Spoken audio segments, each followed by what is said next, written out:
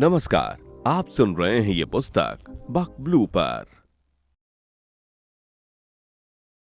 नमस्कार, आप सुन रहे हैं संतोष बाजपेयी द्वारा लिखित नॉवल कुछ भी हैपेंस, मेरी यानी मृद्विका की आवाज में, सिर्फ बुक ऑडियो पर।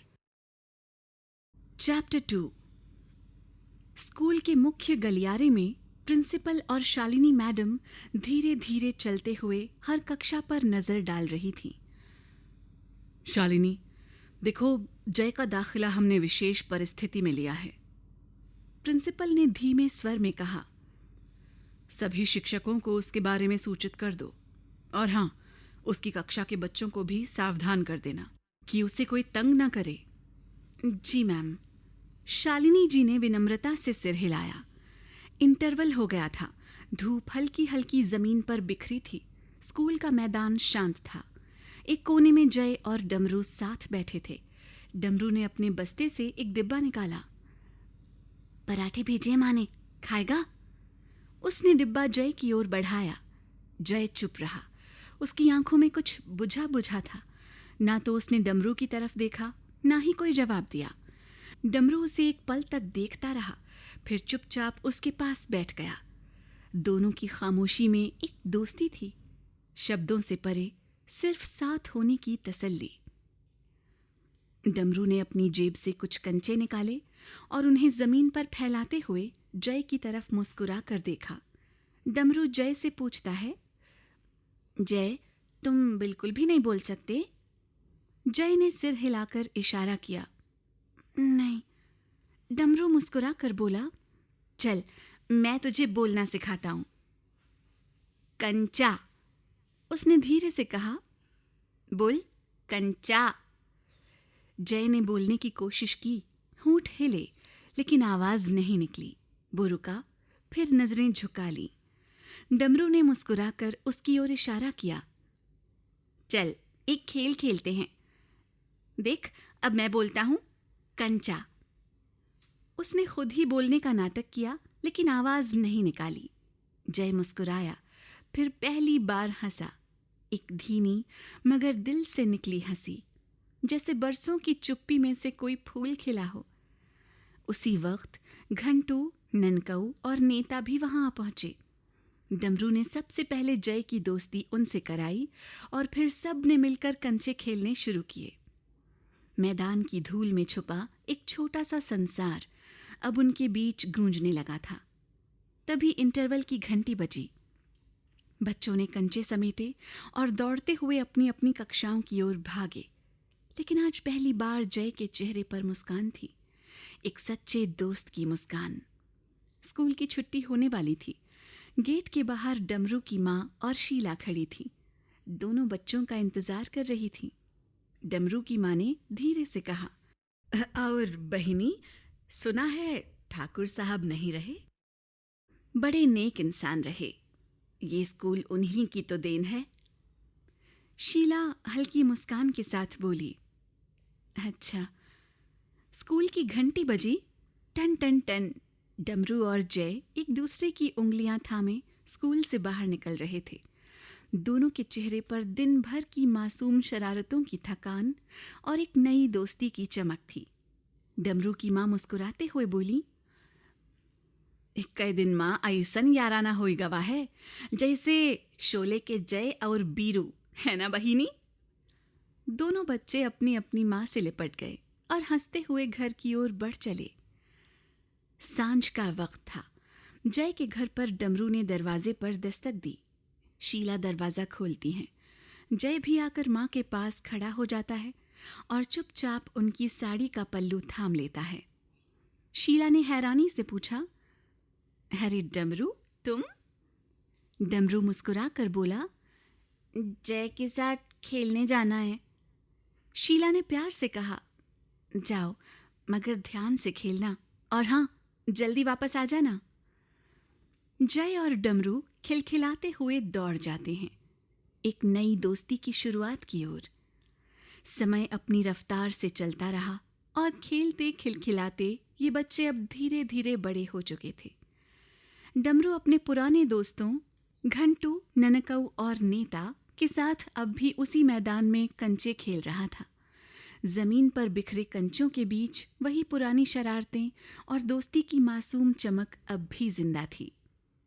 वहीं पास ही वही पुराना पेड़ जिसकी शाखाएं अब भी वैसी ही थीं, मजबूत और फैली हुई, और जिन पर अब भी जय बैठा था, एक एनिमेशन बुक खोले, पूरी तल्लीनता से पढ़ाई में डूबा हुआ। नीचे से डमरू ने आवाज लगाई, जय नीचे आ। जय ने हल्के से गर्दन झुकाकर पूछा, क्यों? डमरू ने हंसते हुए कहा, अबे नीचे तो आओ। जय मुस्कुराता है और फिर पेड़ से नीचे उतर आता है। डमरू ने जय की ओर देखा और मुस्कुराते हुए बोला, ये पेड़ भी अब खुद को कोसता होगा कि किस पढ़ाकू से पाला पड़ा है। बचपन से अब तक कभी इस डाली पे कभी उस डाली पे लटक कर पढ़ता है। अब कौन सी किताब पढ़ रहा है बे? अब तो परीक्षा भी दे चुका है। बीएससी के बाद कौन सी डिग्री लेगा? जय ने जमीन पर उंगली से कुछ लिखना शुरू किया। धीरे धीरे मिट्टी पर उभरे शब्द, एनिमेशन। घंटों ननकऊ और नेता हैरानी से जमीन की ओर देखने लगे, जैसे किसी रहस्य को पहली बार समझने की कोशिश कर रहे हों। डमरू ने धीरे धीरे पढ़ा, एनीमेशन। फिर भौहें चढ़ाकर बोला, अबे पार्टीशन तो सुना है, ये एनिमेशन क्या होता है? इधर बड़े से स्टेज पर भीड़ जमा है। मंच के ऊपर बोर्ड पर लिखा है, अहमदाबाद एनिमेशन एकेडमी। स्टूडेंट्स और टीचर्स की तालियों की गड़गड़ाहट गूंज रही है। मुख्य अतिथि मंच पर अमृता को सर्वश्रेष्ठ विद्यार्थी का पुरस्कार और सर्टिफिकेट दे रहे हैं। अमृता भावुक हो चुकी है। माइक पर आते ही रुक रुक कर बोलती है, good evening ladies and gentleman. मुझे नहीं पता, मैं अपने सारे teachers, Pradeep sir, Raghav sir, Arunima ma'am और अपने दोस्तों ऋचा, अमित, अमय का कैसे धन्यवाद करूं, जिनकी वजह से हम इतना अच्छा काम कर पाए। मैं आप सबको बहुत मिस करूंगी, और हाँ, पीहू को भी। बगल में पीहू, जो मेहमानों को पानी परोस रही है, एक पल के लिए ठिठकती है। अमृता की जुबान से अपना नाम सुनते ही वो चुपचाप हाथ जोड़कर सिर झुकाती है। उसकी आंखों में एक हल्की सी नमी तैर जाती है। अमृता आगे कहती है, I am sorry dear sir, मैं न्यूयॉर्क नहीं जा रही हूँ। हॉल में एक हलचल सी मची, मगर अमृता की आंखों में आत्मविश्वास था, क्योंकि मैं चाहती हूँ कि मेरे गांव के लोग भी कंप्यूटर के बारे में जाने, एनिमेशन के बारे में जाने, इंटरनेट के बारे में जाने। मेरे न्यूयॉर्क जाने या न जाने से टून एनिमेशन को कोई फ़र्क नहीं पड़ेगा, लेकिन अगर मेरे गांव का एक भी बच्चा कुछ सीख कर आगे बढ़ता है तो वो मेरे लिए न्यूयॉर्क जाने से कहीं बड़ी बात होगी। और यही वजह थी मेरे एनिमेशन सीखने की। कुछ पल के लिए सन्नाटा छा गया, फिर पूरा हॉल तालियों से गूंज उठा। अमृता की आंखों से आंसू बह निकले। उसके शिक्षक और दोस्त उसे घेरे में ले लेते हैं, गर्व से, स्नेह से। इधर गांव की हवेली के लॉन में माली पौधों की कटाई कर रहे थे और नौकर कारें साफ कर रहे थे। कुछ लोग कुंवर जी से मिलने इंतजार में खड़े थे। कुंवर जी सामने कुर्सी पर आकर बैठते हैं। नौकर उन्हें चाय पेश करता है। बैठिए बैठिए, आप लोग खड़े क्यों हैं? कुंवर जी ने सहजता से कहा। काका, सबको चाय दीजिए। तभी एक आदमी कुछ कागज लेकर आया। कुंवर जी, यहां साइन करना है। कुंवर जी ने फुर्ती से कागज चेक किया और दस्तखत कर दिए। तभी उनका मोबाइल फोन बज उठा। अमृता का कॉल था। हेलो, हाँ अमृता, कब आ रही हो? अब बताओ, न्यूयॉर्क या धनियामऊ? फोन पर अमृता की आवाज में वही आत्मविश्वास झलक रहा था। अच्छा, ठाकुर रुद्र प्रताप सिंह की बेटी हूं मैं, और आपकी बहन। जो कहती हूं वो करती हूं। टिकट तो धनियामऊ का ही होगा। जल्दी से बताइए, मेरे काम में क्या प्रगति है? कुंवर जी मुस्कुराए, जैसे उन्हें पहले से अंदाजा था। मुझे मालूम था, तू नहीं मानेगी। तू चिंता मत कर, जो तू चाहती है वो हो जाएगा। मैं कल ही गांव वालों से बात करता हूं इस बारे में। गांव के उसी मैदान के पास कुंवर जी बैठे थे जहां कभी डमरू और जय खेला करते थे। गांव के कुछ सम्मानित लोग उनके साथ बैठे थे। दूर मैदान में डमरू और उनके दोस्त खेल रहे थे। जय उत्सुकता से उनकी बातें सुनने के लिए पास आ गया। कुंवर जी बोले, देखिए, अगले महीने बाबूजी की पुण्यतिथि है और अमृता चाहती है कि उस दिन गांव में एक नए कंप्यूटर स्कूल का शुभारंभ हो। जो हमारा पुराना गोदाम है, जो काफ़ी दिनों से बंद पड़ा है, उस जगह के बारे में आप लोगों की क्या राय है स्कूल के लिए? गांव वालों ने झट से हामी भरी। अरे कुंवर जी, आपकी राय ही हमारी राय है। जय भागते हुए सारे दोस्तों को बुलाता है। सब उसके पास आते हैं और वो खुशी से उन्हें बताता है कि कुंवर जी ने क्या कहा है। गांव में अब चहल पहल और उम्मीद की नई लहर दौड़ने लगी थी। अमृता अब गांव आ चुकी थी। हवेली से कुंवर जी बाहर आते हैं और कार में बैठने लगते हैं। तभी अमृता एक लंबी सी लिस्ट उनके हाथ में थमा देती है। कंप्यूटर से जुड़ा सामान, कनेक्शन, सोलर एनर्जी बैटरियां वगैरह। भैया भैया प्लीज, आप लखनऊ जा रहे हैं तो कुछ जरूरी सामान लेते आइएगा। ये लीजिए लिस्ट। अमृता हंसते हुए कहती है। कुंवर जी मुस्कुराते हैं। ठीक है मेरी माँ, अब चलूं? अमृता बूढ़ी औरतों की तरह बोलती है। हाँ बेटा, थैंक यू। कुंवर जी ठठा कर हंस पड़ते हैं। बिल्कुल वैसी की वैसी है। अहमदाबाद में रहकर भी आदतें नहीं बदली। चलो बाय, टेक केयर। कार आगे बढ़ जाती है। दूसरी ओर डमरू और उसके दोस्त मैदान में कंचे खेल रहे होते हैं। जैसे ही जय दिखता है, डमरू कंचे समेटने के लिए भागता है और जय साइकिल से आता है। चलो भैया, बाकी का खेल कल, डमरू कहता है। डमरू जय की तरफ बढ़ता है और घंटू भी उसके पीछे पीछे चलता है। घंटू, ले तू संभाल, कल से खेलने का ठिकाना शायद कहीं और होगा। डमरू मुस्कुराता है और दोनों आगे बढ़ जाते हैं। जय ने साइकिल रोकी तो डमरू दौड़ता हुआ उसके पास आया। अरे जय, आज तो वो क्या कहते हैं जिसको हिंदी में संगणक कहते हैं ना? हाँ, कंप्यूटर। आज तो कंप्यूटर सीखने की बात करने जाना था ना? चलो चलते हैं। आज ही तो इंस्टीट्यूट का उद्घाटन भी है। चल बे, पूरी कचौड़ी और मिठाई खाने को मिलेगी। दोनों हंसते हुए कंप्यूटर इंस्टीट्यूट की ओर बढ़ चले। पूरा मैदान लोगों से भरा हुआ था। गांव के कुछ प्रमुख लोग मंच की तैयारियों में लगे थे। फूलों की सजावट, बोर्ड लगाना, माइक की जांच करना वगैरह। इसी बीच एक कार आकर रुकी। तीनों दरवाजों से 3 लोग निकले। कुंवर जी, अमृता और ऋचा। वे मंच की ओर बढ़े। सभी लोग आदर में खड़े हो गए। कुंवर जी ने मंच पर पहुंचते ही माइक संभाला और मुस्कुराते हुए बोले, राम राम। बहुत खुशी हो रही है आप सभी को एक साथ और मुस्कुराते हुए देखकर। आज मेरे पूज्य पिताजी की पुण्यतिथि के अवसर पर इस नए कार्य का शुभारंभ हो रहा है, जो हमारे गांव के लिए एक बड़े गर्व की बात है। पिताजी की सोच थी कि हमारे गांव के लोग पढ़ें लिखें, आगे बढ़ें और देश की तरक्की में अपना योगदान दें। आज से ठीक 30 साल पहले उन्होंने विवेकानंद शिशु मंदिर की स्थापना की थी। उन्हीं की सोच को आगे बढ़ाते हुए आज हम एक नए कंप्यूटर इंस्टीट्यूट का शुभारंभ कर रहे हैं, जिसकी जिम्मेदारी हमारी बहन अमृता संभालेंगी। अमृता हाल ही में अहमदाबाद से कंप्यूटर की पढ़ाई पूरी करके लौटी हैं। उनकी इच्छा है कि इस इंस्टीट्यूट का उद्घाटन हमारे गांव के सबसे वृद्ध व्यक्ति श्री देवमणि मिश्र जी अपने शुभ हाथों से नारियल फोड़कर करें। मंच के सामने खड़े देवमणि मिश्र जी की आंखें भर आईं। उन्होंने कांपते हाथों से नारियल फोड़ा। पंडित जी ने कुंवर जी और अमृता को तिलक लगाया। मंच पर तालियों की गूंज फैल गई। उधर जय और डमरू की साइकिल रास्ते में पंक्चर हो गई थी। वे एक साइकिल की दुकान पर खड़े थे।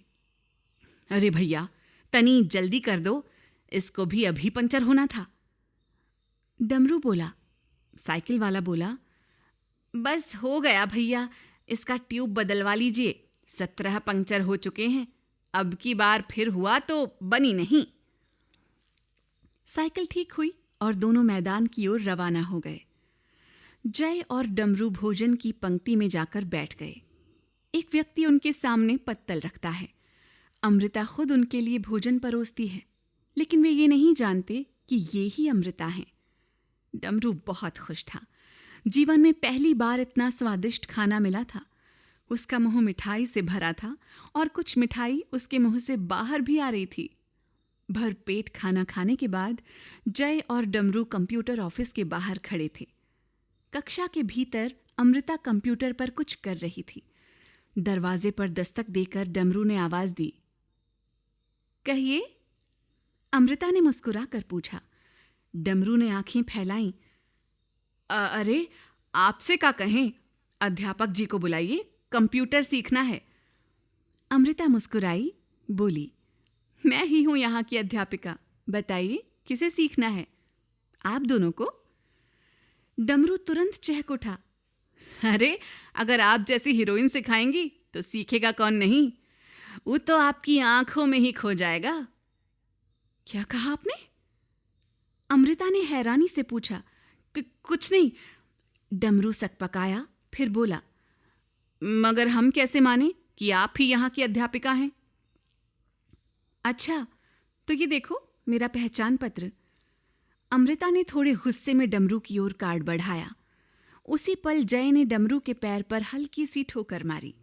डमरू ने घबराकर जय की ओर इशारा किया। अमृता ने पूछा, बोलते नहीं है या मौन व्रत धारण कर रखा है?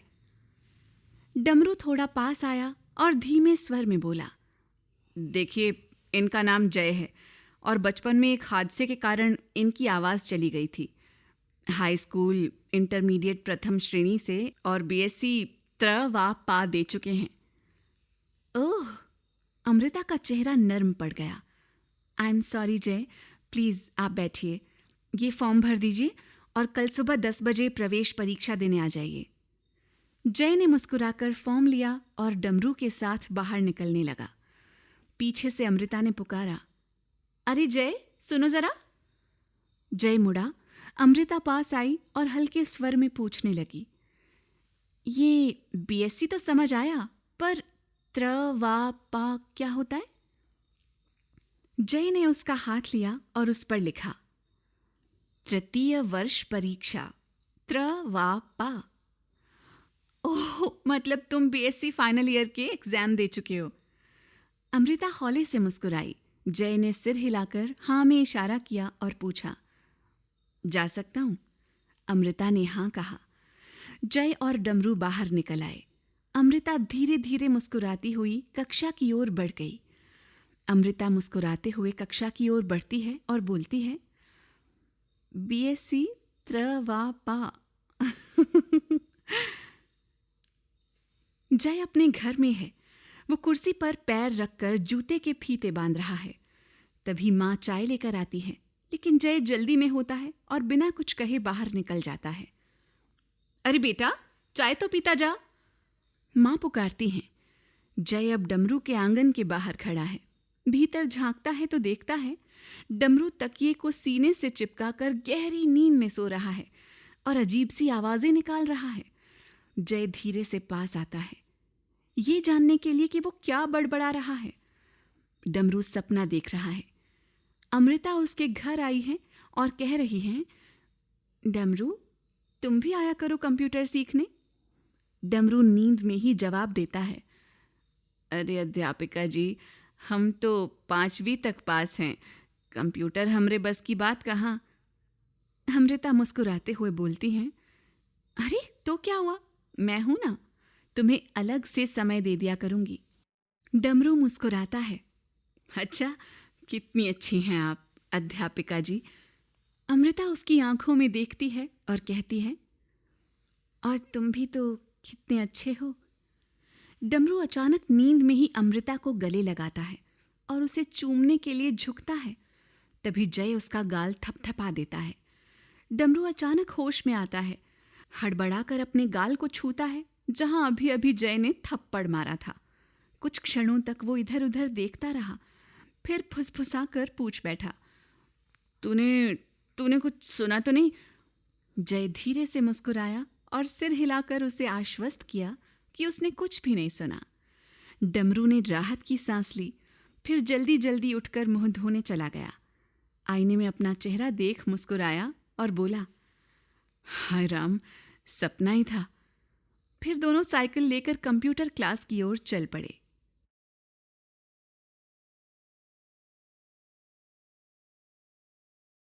अभी आप सुन रहे थे ये पुस्तक बक ब्लू पर। आपको ये किताब कैसी लगी कमेंट में हमें जरूर बताएं। साथ ही स्क्रीन पर दिए गए सभी प्लेटफॉर्म्स पर हमको फॉलो करना ना भूलें। धन्यवाद।